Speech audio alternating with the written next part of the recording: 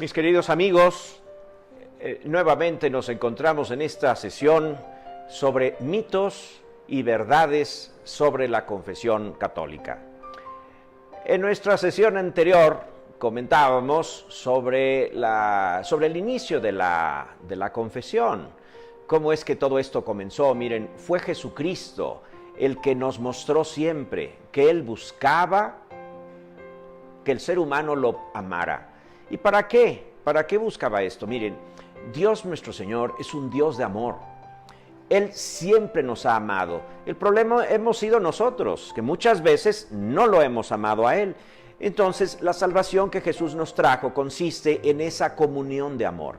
Si Él nos ama, está muy bien. Si nosotros lo amamos, entonces está muy bien. El problema está cuando nosotros no le amamos. A pesar de que Él nos siga amando, no hay comunión de amor.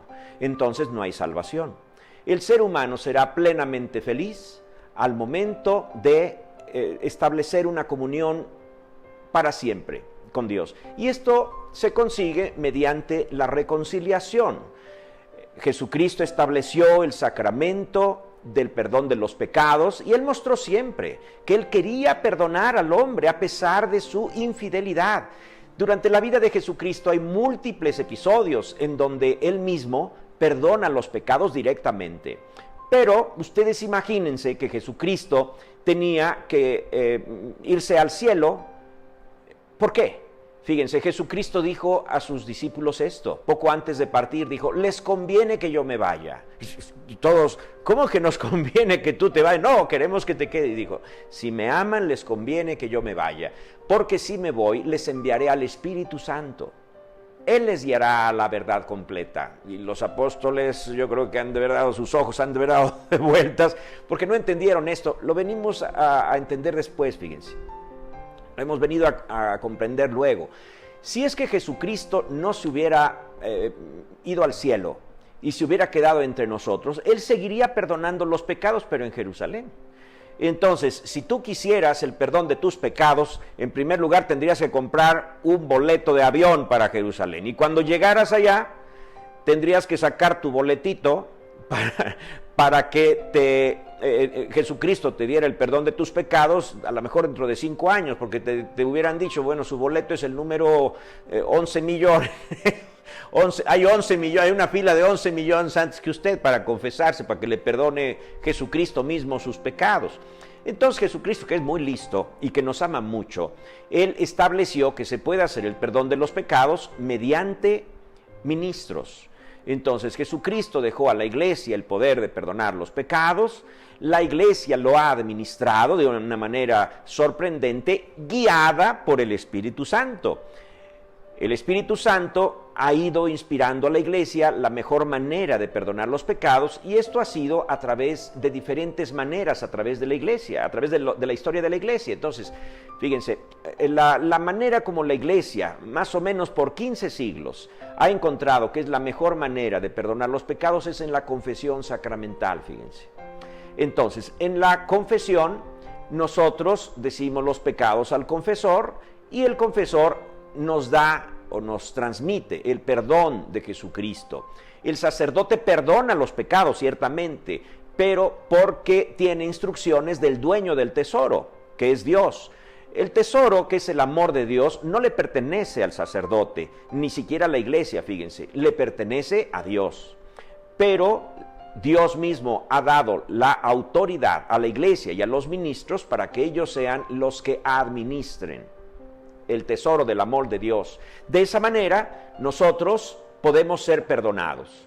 Ahora miren, en la sesión anterior nosotros decíamos que la confesión se lleva a cabo a través de ministros, pero yo les decía, no se pierdan el próximo episodio porque se van a llevar una sorpresa en la manera de cómo se hace una buena confesión, que a lo mejor tiene mucho tiempo que no hacemos una buena confesión, fíjense, y me refiero inclusive a los que se confiesan de una manera regular.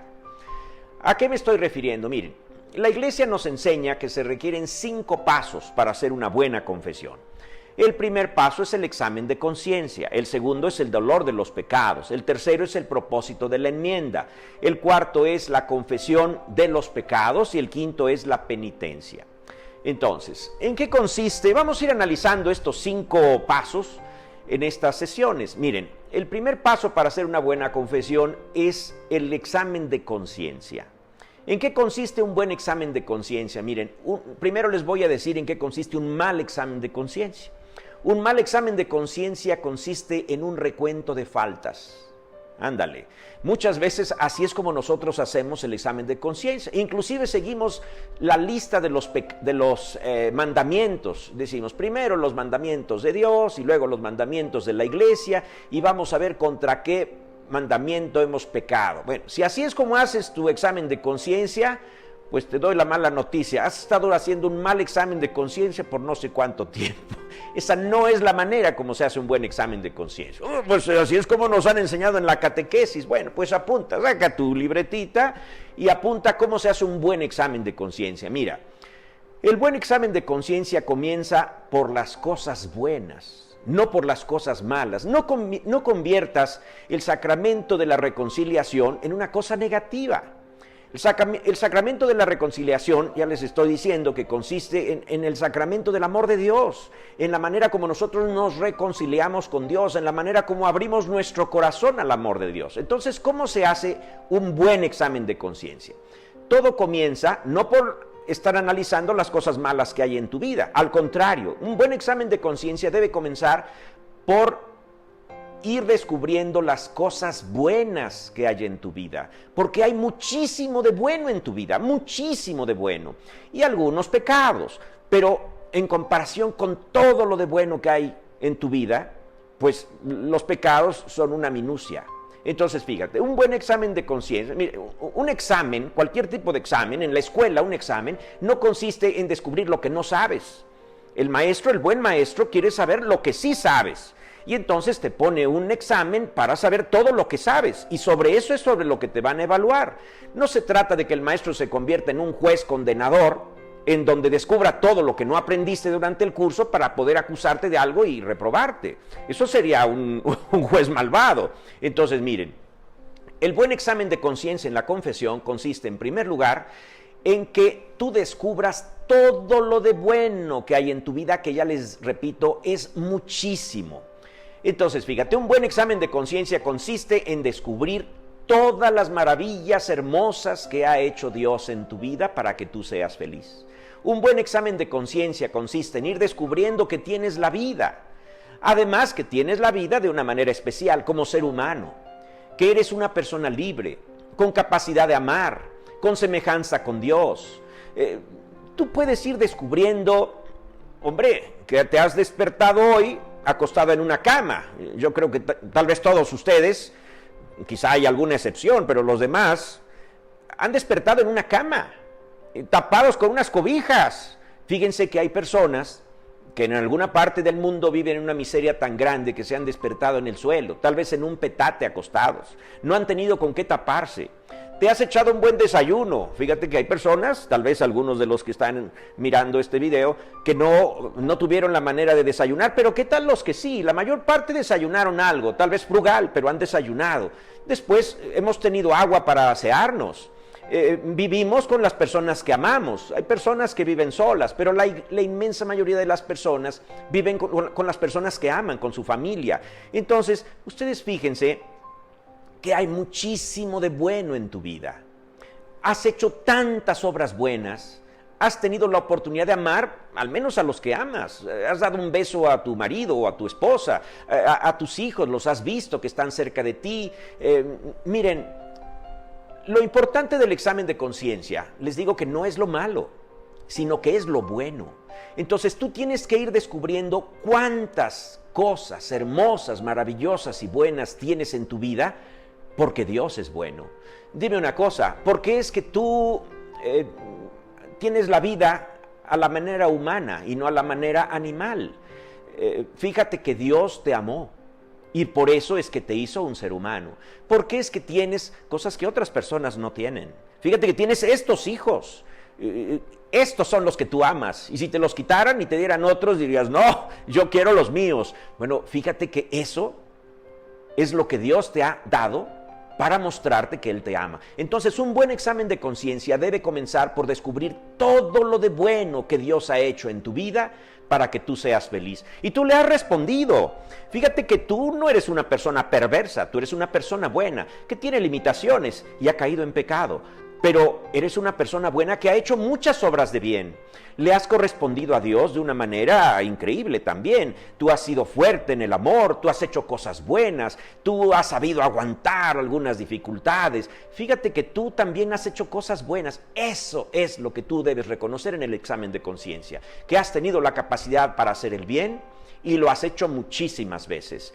Y es Dios el que te ha dado la fuerza y todo lo necesario para que tú seas bueno. Así es como empieza un buen examen de conciencia. Una persona que comienza un examen de conciencia simplemente haciendo el recuento de faltas y viendo todo lo negativo que hay en tu vida, lo que va a pasar es que te vas a deprimir, vas a decir, oh, pues soy una persona mala, mira todo lo de malo que he hecho. Nunca empieces un examen de conciencia así. Al contrario, comienza en el examen de conciencia descubriendo cosas hermosas, porque Dios te ama. Ahora fíjate, una vez que has descubierto en el examen de conciencia todo lo de bueno que hay en tu vida, o muchas de las cosas buenas que hay en tu vida, entonces pasas a ver cómo le has correspondido a Dios. Y cuando tú descubres que la manera como le has correspondido a Dios en todas esas cosas maravillosas ha sido que has pecado, que le has desobedecido, que le has faltado a su amor, entonces ahí es donde... En el segundo paso, fíjense, en el segundo paso es donde tú tienes que ir descubriendo que hay pecado en tu vida. A pesar de que ha habido muchísimo amor, también ha habido pecado. Y entonces sucede lo que llamamos el dolor de los pecados, que es la segunda parte el segundo paso para hacer una buena confesión. Fíjate, cuando Dios ha obrado cosas maravillosas en tu vida y tú le has respondido de una manera tal vez ingrata, no porque seas malo, le has respondido de una manera ingrata porque eres débil. Yo les puedo decir una cosa, miren, yo conozco mucha gente que ha hecho cosas malas. Yo conozco asesinos que han matado no de a uno ni de a dos, sino de a muchos.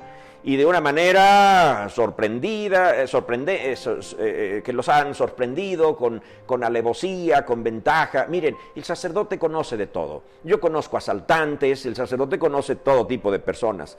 Pero nunca he conocido, yo he trabajado en las cárceles, en varios países, en Europa, en Estados Unidos y también en México. Y les puedo decir una cosa, no he conocido nunca una persona que quiere ser malo. Así se los digo, les digo que conozco gente muy mala, pero nunca he conocido a alguien que quería ser malo. Conozco personas que han hecho el mal, pero en realidad, miren, el pecado principalmente se debe a nuestra debilidad y a que el enemigo muchas veces es superior a nuestras fuerzas y hemos cedido. Pero nadie quiere quedarse tirado en el pecado. Hasta los malos quieren levantarse y quieren una nueva oportunidad. Hasta los malos. Llegan a arrepentirse y quieren ser buenos. A lo mejor hay alguno que quiera ser malo, ¿verdad? Pero yo no lo conozco. Y les digo que yo he trabajado mucho tiempo en cárceles, en prisiones, y me ha tocado trabajar en las partes más difíciles de las prisiones, en los pabellones donde está la gente que tiene los delitos, los crímenes más graves. E insisto, nunca he encontrado a alguien que diga que quiere ser malo. Entonces, miren, cuando nosotros descubrimos que a pesar de todo lo bueno que ha habido en nosotros, hemos sido malos, entonces es cuando viene el arrepentimiento. Y esto es lo que se llama el dolor de los pecados. Entonces, miren, el segundo paso para una buena confesión consiste en el arrepentimiento verdadero y sincero. Pero ¿cómo va a haber arrepentimiento si no ha habido en tu vida descubrimiento de todas las cosas buenas que Dios había puesto en tu vida? ¿Por qué amar a alguien a quien no conoces? San Agustín dice, no puede amarse a quien no se conoce. Entonces, fíjense, si es que nosotros queremos de verdad que haya dolor de los pecados, es necesario primero que haya reconocimiento de todas las cosas buenas que Dios hizo en nuestra vida. Por eso les digo que el examen de conciencia no debe empezar solamente por las cosas malas, por las miserias que hemos descubierto en nuestra vida. Pues mira, yo he hecho esto de malo y también esto de malo y también esto de malo, pues soy muy malo, pues entonces lo que corresponde es simplemente entregarme a la maldad. No debe ser así el examen de conciencia. Más bien, descubrir todas las cosas maravillosas en tu vida, que hay muchas, y entonces tú descubres la manera como has correspondido, que has sido muchas veces haciendo pecados, y entonces es cuando viene el arrepentimiento verdadero, fíjense, que se llama el dolor de los pecados. Fíjense, el corazón duele cuando se ofende a quien se ama. Yo creo que todos hemos tenido la experiencia de hacer alguna cosa por debilidad o por enojo, por pasión, por lo que sea. Hemos tenido la experiencia de hacer alguna cosa que ha ofendido a alguna persona que amamos. Y si de verdad amamos a esa persona, luego nos sentimos tan mal aquí en el corazón. Necesitamos encontrarnos con esa persona para pedirle perdón. La persona que ama a alguien y que ha perdido el amor de esa persona, tiene la necesidad de reconciliarse con esa persona. Bueno, la manera de sentir el dolor de los pecados consiste en haber descubierto el amor que Dios tiene por nosotros, y entonces es cuando se suscita el amor que nosotros tenemos por Él.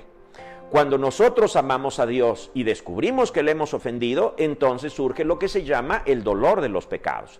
Por eso insisto, les recomiendo que comiencen ustedes el examen de conciencia descubriendo primero de qué manera maravillosa Dios nos ha estado amando, para que entonces nosotros sepamos agradecerle, y entonces nosotros le amaremos, y entonces es cuando surge de una manera espontánea el arrepentimiento.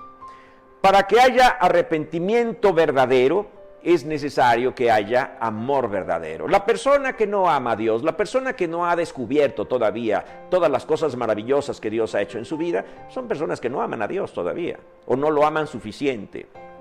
El amor verdadero, fíjense, no surge de la nada. El amor verdadero surge cuando percibimos que alguien nos ha hecho el bien. ¿Saben dónde comienza el amor verdadero? En la familia. ¿Cómo es que aprendemos nosotros a amar a nuestros padres? Los aprendemos a amar a fuerza de que ellos nos han amado tanto, y tanto, y tanto, y nos han cuidado, y nos han ayudado, y nos han alimentado, y nos han educado.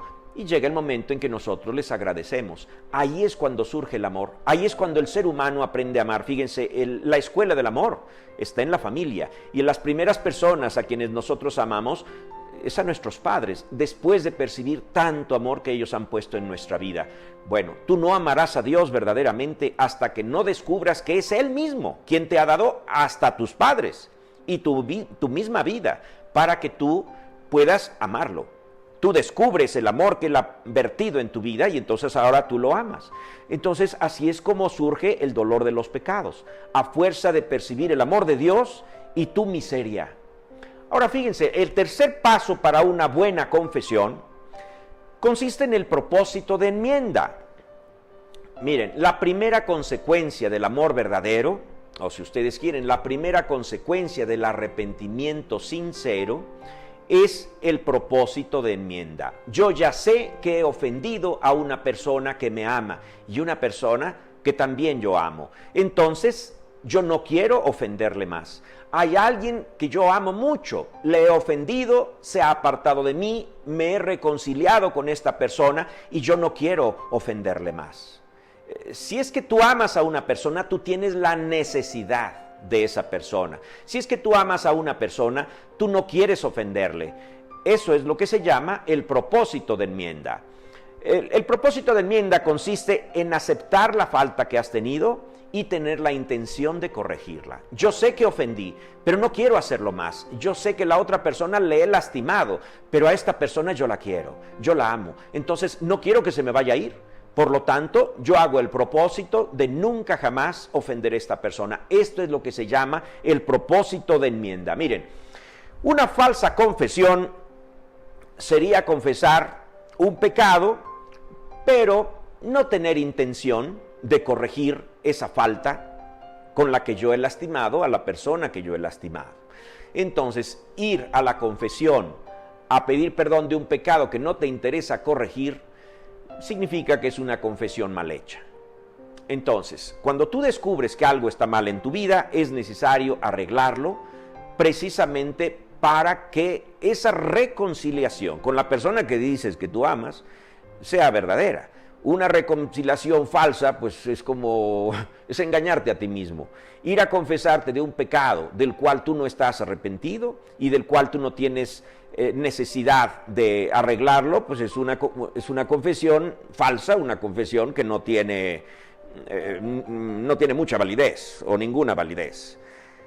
Fíjate, es una cosa muy diferente haber cometido un pecado, tener la intención de corregirlo y de verdad hacer la decisión de nunca más pecar, pero después, por debilidad, volver a caer en lo mismo. Fíjense que hay personas que dicen, yo no me voy a confesar. Miren, esto se lo digo como confesor, en mi experiencia de confesor. Hay personas que a veces me han dicho, padre, yo ya no quiero confesarme porque vuelvo a caer en lo mismo. Bueno, miren, eso, si algún día les llega a suceder, les voy a hablar claro, habíamos dicho que este era un programa para adultos, ¿verdad? Bueno, pues miren, les voy a hablar claramente. Miren, si alguna vez tú tienes en tu vida esa tentación de no irte a confesar porque has caído tantas veces en ese mismo pecado que tú crees que no tiene sentido, te sientes hipócrita yendo a confesar un pecado en el que tú crees que vas a volver a caer, aunque estés arrepentido, fíjate. Si alguna vez le sucede eso, se los voy a decir claramente, es una tentación diabólica. Es el demonio el que está hablando a tu corazón para convencerte de que no vayas a la confesión. Yo les insisto, no es lo mismo el propósito de enmienda, de no querer cometer este pecado más, aunque tú creas que vas a volver a caer porque te sientes débil, porque has vuelto a caer muchas veces, a pesar de que has hecho el propósito de no volver a caer, y has vuelto a caer. Y entonces llega el momento en que te desanimas de irte a confesar. Mira, si algún día eso te sucede, te lo digo claramente, es el demonio el que está hablando a tu corazón para impedir que vuelvas a reconciliarte con Dios. Fíjate que no hay pecado, ni el más grande del mundo, que no pueda ser perdonado por la misericordia de Dios. Además, Dios te conoce porque Él te hizo, y si Él sabe que tú de verdad quieres acercarte a Él, fíjate que tú dices, bueno, ¿por qué Dios no me quita esta tentación? Pues te voy a decir por qué Dios no te quita esa tentación. Fíjate que Dios te ama a ti, Dios no ama tus pecados. Entonces, cuando Dios no te ha quitado esa tentación, te la ha dejado para que tú le muestres que le amas en la lucha. Lo que Dios espera de ti no es que te vuelvas la Virgen Inmaculada. Lo que Dios espera de ti es que no dejes de luchar. Eso es lo único que Él espera de ti.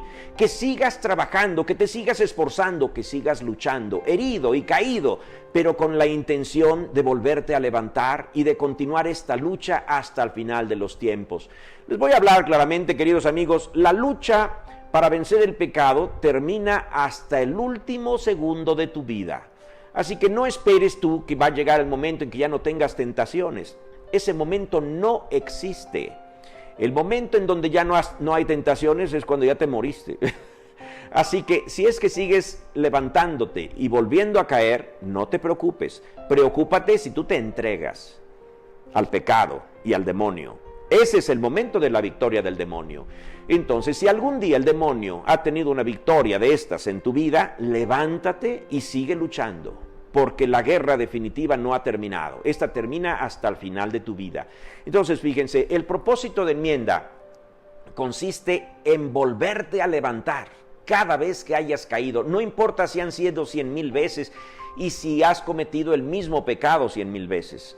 Dios nuestro Señor lo que mira es tu lucha, tu batalla, tu levantarte nuevamente. Eso es lo que nosotros llamamos el propósito de enmienda. Dios nuestro Señor sabe que eres débil. Y mira, si Él quisiera hacerte omnipotente, pues Él es capaz de hacerte inmaculado, ¿verdad? Omnipotente solamente Dios. Él no te va a hacer Dios, así que no le pidas a Dios que te haga Dios. Pero tú podrías a veces decir a Dios, Señor, quítame esta tentación. Te lo repito, Él podría haberte hecho inmaculado, pero no te hizo inmaculado para que tú tuvieras la capacidad de seguir luchando hasta el final de tu vida. En esto consiste el propósito de enmienda, en seguir luchando hasta el final de tu vida. Después continúa el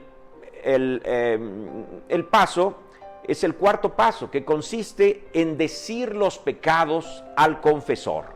Miren, ¿de qué se trata decir los pecados al confesor? De lo que se trata, en primer lugar, el sacramento de la penitencia principalmente es para los pecados mortales. Existen pecados mortales y existen pecados veniales.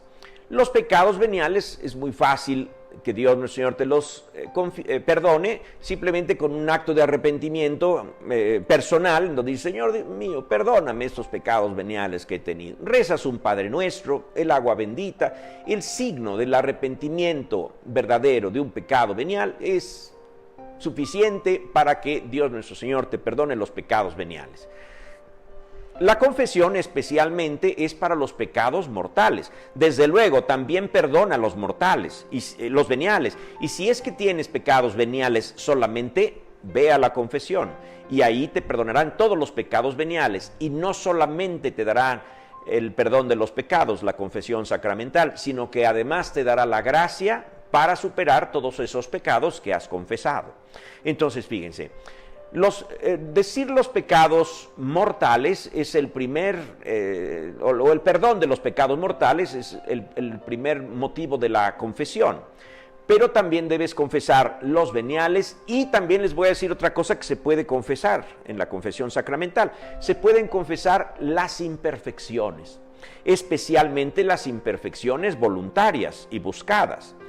¿Qué son las imperfecciones? Miren, hay cosas que no son realmente pecado, pero que van lastimando tu alma. Y la lastiman de tal manera que se vuelve fácilmente adicta o puede empezar a caer a los pecados veniales. Los pecados veniales, les voy a decir para lo que sirven: para abrir el paso a los pecados mortales. Yo no sé si ustedes han visto alguna vez una pelea de box profesional. Miren, las peleas callejeras, esas van al descontón.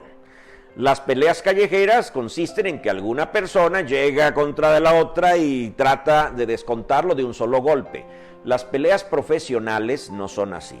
Si ustedes han asistido a alguna pelea de box o la han visto al menos en la televisión, yo he visto alguna. A mí no me gusta el box, pero he visto algunas peleas en la televisión. Fíjense, los peleadores profesionales, esos no van al descontón, no van a ganar la pelea de un solo golpe. Ellos van estudiando al adversario, van cabeceando, y siempre con la guardia arriba, fíjense, siempre tienen las manos arriba para cuidarse, y van estudiando de qué manera pueden llegar a un descontón. Si es que lo primero que hacen es dar un descontón, el profesional sabe esquivar los golpes y luego viene el contraataque, y entonces el atacante que fue inexperto va a recibir el descontón y al primer asalto va a caer noqueado. Entonces, ¿qué es lo que hacen los boxeadores profesionales? Van estudiando, al contrario, van cuidándose, y fíjense que, presten ustedes atención, yo lo he notado en estas peleas de box, van atacando por abajo, fíjense, de tal manera que el adversario en cierto momento baje la guardia, y entonces es cuando ya viene el descontón. Van pegándole tal vez en el estómago, tal vez en el hígado, van buscando la manera de que el adversario baje la guardia. Bueno, ¿saben cómo se le llama eso en la materia que estamos tratando? Eso se llaman pecados veniales, fíjense. Los pecados veniales son precisamente ir pegando por debajo para que nosotros bajemos la guardia, y entonces el descontón, ese es el pecado mortal. ¿Se dan ustedes cuenta? Las imperfecciones es lo que viene preparando a los pecados veniales. Entonces, las imperfecciones consisten, por ejemplo, en hacer bromas que no llegan a ser pecados, pero a lo mejor son bromas molestas, son bromas con las cuales tú lastimas, son malos hábitos que no llegan a ser pecados, pero que te van volviendo una persona más imperfecta y más imperfecta, de tal manera que tú llegues a cometer pecados veniales. Los pecados veniales son esos golpes por debajo, de tal manera que en cierto momento abres la guardia y entonces entra el descontón que te da el demonio con un pecado mortal. Entonces, fíjense, decir los pecados al confesor consiste precisamente en que tú debes decir en primer lugar los pecados mortales que hayas tenido, en segundo lugar los veniales, y en tercer lugar, si quieres, las imperfecciones, que no son pecados, fíjate, las imperfecciones. Así que si quieres evitarlas y no decirlas en la confesión, pues no las digas, Pero si las dices, fíjate que Dios te dará la gracia para superarlas. Y algunas personas se han apegado tanto a sus imperfecciones. Fíjate que hay gente que se han vuelto tan aficionados a sus propias, tan apegados a sus propias imperfecciones, que no tienen interés en combatirlas. Dicen, mira, yo soy descuidado en mi cuarto y dejo los zapatos por allá y la camisa por allá, no cuido las cosas como debería yo cuidarlas, fácilmente las rompo. Pues no es pecado, ¿verdad? Pues sí, no es pecado, pero si tú te vuelves una persona descuidada, tú vas abriendo la posibilidad de que por algún resquicio entre el pecado venial en tu vida. Y recuerda, los pecados veniales son los golpes por debajo que el enemigo va haciendo para que tú te prepares a una caída grave. Entonces, mis queridos amigos, yo creo que por hoy basta en esta sesión. Hemos estado conversando sobre una buena confesión, sobre los 5 pasos para la buena confesión. Solamente nos dijo 4, ya lo sé. Me faltó el 4 paso para una buena confesión, que es la penitencia. Y prepárense, queridos amigos, que en el próximo episodio hablaremos de la penitencia. Y les voy a decir una cosa, se van a llevar una sorpresa, porque muchas personas creen que la penitencia es lo que no es. Así como el examen de conciencia, les digo que muchas personas lo hacen mal, yo les voy a decir la verdad sobre la penitencia. Así que recuerden, verdades y mitos de la confesión sacramental. No me pierdan la pista, soy el Padre Octavio Ventura. Me da mucho gusto estar con ustedes y les dejo mi bendición. No nos pierdan la pista para que les explique yo la verdad y el mito sobre la penitencia en la confesión. El Señor esté con ustedes y con tu espíritu, y la bendición de Dios Todopoderoso, Padre, Hijo y Espíritu Santo, descienda sobre todos ustedes y se quede con ustedes para toda la vida. Amén.